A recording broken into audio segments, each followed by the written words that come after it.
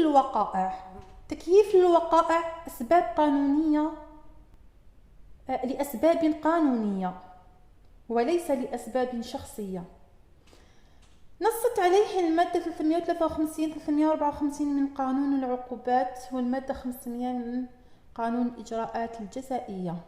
متى كان من المتفق عليه قانونا وقضاء أن الوقائع تكيف في إطارها القانوني حسب ظروف وملابسات ارتكابها، فإن كانت سرقة مثلا وتوفرت بشأنها العناصر المنصوص عليها في المادة 353 والمادة 354 من قانون العقوبات، كيفت بأنها جناية سرقة موصوفة، ولا يغير من هذا التكييف أي عامل آخر، فإن الحكم بخلاف ذلك أو الحكم بخلاف هذا المبدأ يعد خرقا للقانون.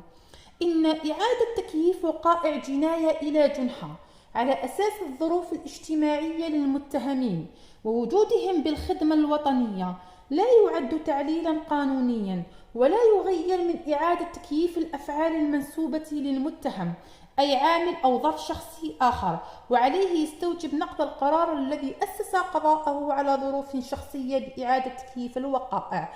إذا تكييف الوقائع لازم تكون لأسباب قانونية وليست لأسباب شخصية. هذه خلاصة القول، وشكرا.